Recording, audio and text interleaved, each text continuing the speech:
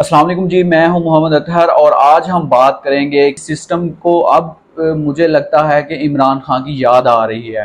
یہ جو سسٹم سے شسٹم تھا، یہ سسٹم سے دوبارہ سسٹم کرنے کے لیے عمران خان کو جیل سے باہر آنا پڑے گا، اور لگ بھی یہی رہا ہے اور حالات بھی یہی کہہ رہے ہیں کہ ہو سکتا ہے عمران خان کو اب جیل سے باہر لایا جائے اور یہ جو سسٹم ہے اس کو سسٹم بنانے کے لیے دوبارہ عمران خان کے ہاتھ میں ڈور دی جائے۔ اس طرح کی بہت سارے اور بھی لوگوں کی ویڈیوز ہیں، بہت ساری چیزیں ہیں، لیکن آف کورس ہم ساری چیزوں پہ بات نہیں کر سکتے۔ مین مقصد تھا آپ کو بات بتانے کا کہ عمران خان جو بات آج سے 4 سے 5 سال پہلے کہتا تھا، وہ اب ہر کسی کی زبان پہ ہے۔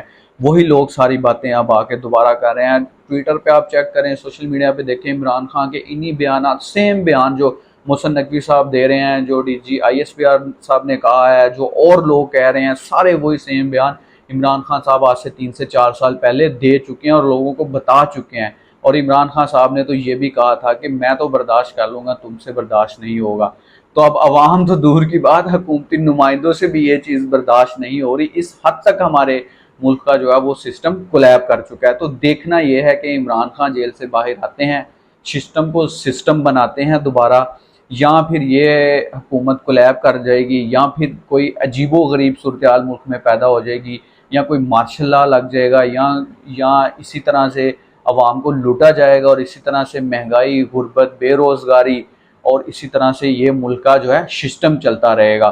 تو ہم امید کرتے ہیں کہ سسٹم کو سسٹم بنائیں، اور سسٹم کو سسٹم بنانے والا جو انسان ہے وہ ایک ہی، آپ کو بھی پتہ ہے، مجھے بھی پتہ ہے، اس کو جیل سے باہر لایا جائے اور اس کو نظام اس کے ہاتھ میں دیا جائے۔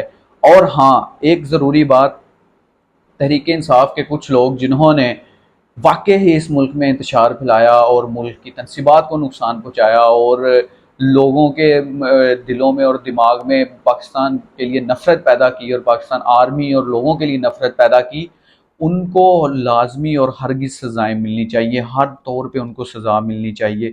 اور جو لوگ بے قصور ہیں، بے گناہ ہیں، ان کو باہر نکالیں، ان کو دوبارہ حکومت دے، وہ گڈ گورننس کریں گے اور اچھے رزلٹ لے کے آئیں گے۔ پھر حاضر ہوں گے کسی نیکسٹ ولاگ میں آپ کے ساتھ، نیکسٹ ٹاپک کے ساتھ۔ تب تک کے لیے اپنا خیال رکھیے گا۔ اللہ حافظ۔ پاکستان زندہ باد، پاکستان پائندہ باد۔ اللہ حافظ۔